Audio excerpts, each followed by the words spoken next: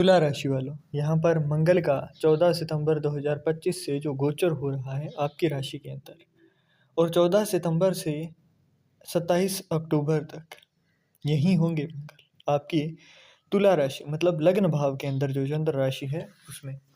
तो अब यहाँ पर कुछ सावधानियां हैं जिन्हें आवश्यक तौर पर आपको रखना पड़ेगा। लग्न भाव में मंगल के होने की वजह से कुछ फायदे भी हैं और कुछ नुकसान भी हैं। यहाँ पर फायदे क्या हैं वो भी बताएंगे, पहले नुकसान की बात करते हैं। लग्न के अंदर है तो इसका मतलब यहाँ पर एंगर इश्यूज आपको ज़्यादा होंगे, गुस्सा जल्दी आएगा। बिल्कुल एक तरीके से ना आपको यहाँ पर अगर कोई भी कुछ भी कहता है तो वहाँ पर ईगो के तौर पर आपको सीधा हिट करता हुआ दिखाई देगा। एंगर इश्यूज ज़्यादा देखने को मिलेंगे। वहीं यहाँ से चौथी दृष्टि जो है वो आपके फोर्थ हाउस के ऊपर है, तो उसकी वजह से यहाँ पर आपकी मेंटल पीस जो है वो डिस्टर्ब रहेगी। लाइफ के अंदर थोड़े कॉम्प्रोमाइजेस यहाँ पर बढ़ते हुए नजर आएंगे। उसके साथ साथ में आपको अपनी लाइफ के अंदर अगर वाहन लेना है और वाहन चलाने की इच्छा है तो उस मामले में आपको थोड़ा सब्र रखना है। बहुत ज़्यादा स्पीड के अंदर वाहन के ऊपर बैठकर स्पीडिंग नहीं करनी है, मतलब बहुत ज़्यादा तेज़ी से तेज़ गति के अंदर वाहन ना चलाएं। इस चीज़ से खास तौर पर ध्यान रखें। यहाँ पर ब्लड, स्किन और स्टमक रिलेटेड इश्यूज आपके लिए देखने को मिलेंगे। तो इसके मामले में आपको मंगल की ही एनर्जी को अच्छे से यूटिलाइज करने के लिए फिजिकल एक्टिविटीज़ में इन्वॉल्व होना पड़ेगा। आप चाहे इसके लिए गेम खेलें, है ना, मतलब ऑन ग्राउंड, या फिर आप योगा करें, एक्सरसाइज करें, कुछ भी करें, परंतु स्वेटनिंग जब तक नहीं होगी तब तक इसका ये जो मंगल का थोड़ी सी एनर्जी क्या होती है ना कि जब आपके अंदर एक साथ इकट्ठी हो जाती है तो वो फिर एकदम आइटम बम की तरह फूटती है। जैसे परमाणु होता है ना वैसे। तो उसकी जगह अगर आप इसको डेली हल्का हल्का निकालते रहोगे ना, उस एनर्जी को हल्का हल्का यूज़ करते रहोगे, तो वही एनर्जी मंगल की आपको अच्छा फ़ायदा भी देगी। यहाँ पर सेवन्थ एस्पेक्ट आपके सातवें भाव में है तो उसकी वजह से मैरिड लाइफ यहाँ पर थोड़ी दिक्कत में आती हुई आपको दिखाई देगी।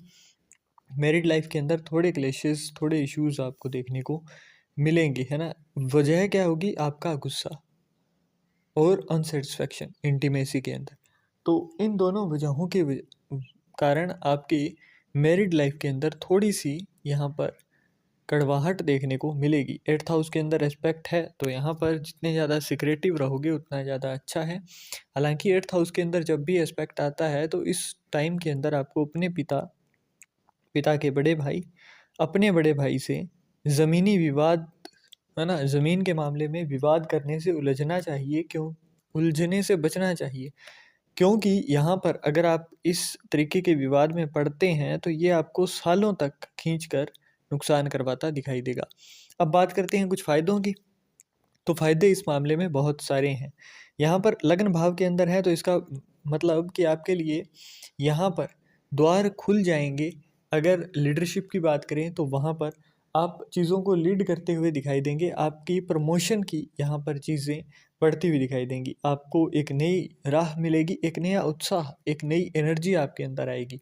वो जो पुराना थका थका महसूस कर रहे थे वो चीज़ छोड़कर अब एक नई उत्साह के साथ आप इन चीज़ों को यूज़ कर पाएंगे, यूटिलाइज़ कर पाएंगे। परंतु यहाँ पर मंगल को हर दिन सुबह के टाइम पर एक्टिव करने के लिए थोड़ा बहुत फिजिकल वर्कआउट करना जरूरी रहेगा।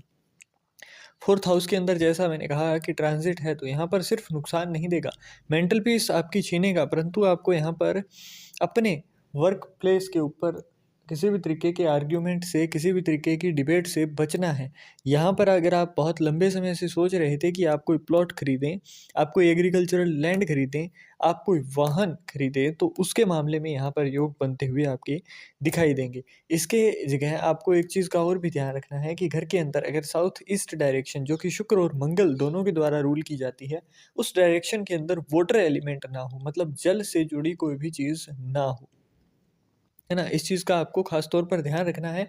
और घर के साउथ डायरेक्शन के अंदर गोल, है ना, वॉल क्लॉक मतलब दीवार घड़ी ना हो। इस चीज़ का, इन दो चीज़ों का खास तौर पर आपको ध्यान रखना है।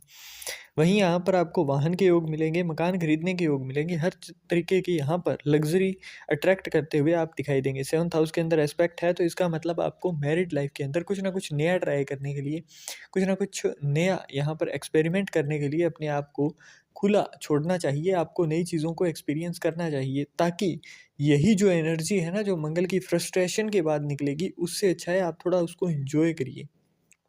इसके साथ साथ रात्रि काल में सोने के टाइम आपको थोड़ा सा दूध के अंदर केसर को मिलाकर पीना है ना, उसका सेवन करना आपको अगले दिन के लिए भी एक अच्छी एनर्जी देता हुआ दिखाई देगा, एक अच्छे उत्साह के साथ आपका दिन व्यतीत होगा।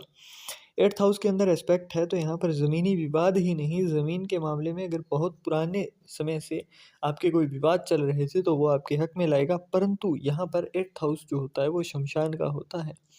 तो अगर आप शमशान में यहाँ पर नीम लगाते हैं ना, तो वो आपको सडन ग्रोथ, सडन प्रॉफिट, अचानक धन लाभ के योग बनाता हुआ आपके लिए दिखाई देगा।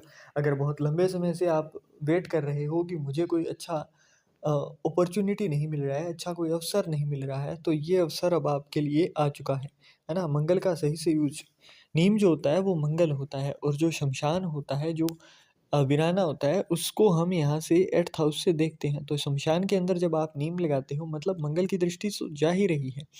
अब आपने वहाँ पर उसी चीज़ को ही दे दिया।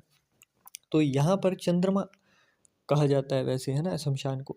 तो जब यहाँ पर आप लेकर जाओगे तो 4th हाउस की जो नेगेटिविटी है वो आपकी निकल जाएगी, 8th हाउस की नेगेटिविटी निकल जाएगी, तो इससे आपको नुकसान होने से बच जाएगा।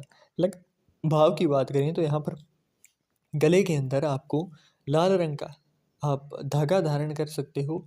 उसके अंदर चौकोर अगर धारण कर पाएँ आप, तो चौकोर यहाँ पर चांदी का टुकड़ा धारण कर सकते हो 10 ग्राम का। इसके अलावा यहाँ पर बात करें तो अगर आप ये अफ़ोर्ड ना कर पाएँ, है ना? अगर इसके साथ-साथ अगर मंगल है भी इस हिसाब से, या फिर राहु आपको तंग कर रहा हो, चौथे भाव में हो, 12वें भाव में हो, दशम भाव में हो, नवम भाव में हो, या फिर नवम भाव में शुक्र हो, तो लगन कुंडली के अंदर, तो ऐसे में आप इस चीज़ को धारण कर सकते हो। अब जनरल उपाय की बात करें तो फ़ोरहेड के ऊपर सिंदूर का तिलक लगाना आपके लिए फ़ायदेमंद होता है। सिंदूर का तिलक ना लगा पाएँ, है ना? कोई भी तरीके की अगर अड़चन हो या फिर अच्छा ना दिखाई लगे, तो आप इसके अंदर हल्दी का या फिर चंदन का तिलक लगा सकते हो। वो आपके शुक्र के लिए भी अच्छा है, क्योंकि लग्न के जो स्वामी हैं शुक्र हैं, चाहे कहीं भी बैठे हों आपकी कुंडली के अंदर गोचर करते हुए, परंतु आपको फ़ायदा देंगे। अब इसके साथ-साथ यहाँ पर फालतू का ज्ञान देने से बचना है आपको, फालतू के आर्ग्यूमेंट्स से बचना है। इसके लिए आपको मंगल की एनर्जी को सही से यूटिलाइज़ करना ही पड़ेगा। अगर नहीं करेंगे तो यही एनर्जी एक तरीके से फ्रस्ट्रेशन का रूप लेगी, और उसके बाद आपको दिक्कतों में डालती हुई दिखाई देगी। तो इसलिए जैसा मैंने आपसे आग्रह किया कि एनर्जी का सही से यूटिलाइज़ेशन यहाँ पर आपके लिए ख़ास तौर पर एक बड़ा रोल अदा करता हुआ दिखाई देगा। अब इस समय के अंदर अभी जैसे पितृ पक्ष चलेगा, तो उसके अंदर आपको, है ना, जब आप पितरों को श्राद्ध दें तो उस समय पर आपको एक चीज़ ख़ास तौर पर, जो भी यहाँ तक रुके हैं उनको बोनस उपाय, तेल के अंदर तला हुआ मिष्ठान जैसे कि बूंदी, है ना, तो वो आपको जब आप श्राद्ध रखें, है ना, तो उसके साथ आपको यहाँ पर भोजन में रखना है। अब उससे क्या होगा, उससे आपका 5th हाउस जो है ना, जिससे हम सडन इनकम ग्रोथ देखते हैं, है ना, मतलब आपको अचानक से धन लाभ होना। 5th हाउस सिर्फ अचानक धन लाभ दिखाता है, जैसे 8th हाउस जो है वो अचानक धन लाभ के साथ अचानक हानि भी दिखाता है ना, परंतु 5th हाउस आपका अचानक धन लाभ, और 5th हाउस आपका पितृ भी होता है, 5th हाउस आपके इष्ट भी होते हैं, है ना? 5 नंबर भाव के अंदर लग्न कुंडली के अंदर जो भी राशि हो वही आपके इष्ट होते हैं, उसी राशि के स्वामी जो होते हैं वो। तो यहाँ पर 5th हाउस की एक्टिवेशन के लिए आपको मंगल का ये जो उपाय मैंने बताया है, ये आवश्यक तौर पर करना फ़ायदेमंद रहेगा। तो आशा करते हैं आपको जो भी चीज़ें हैं, जो भी जानकारियाँ दी गई, आप उन जानकारियों का फ़ायदा अवश्य उठाएँगे।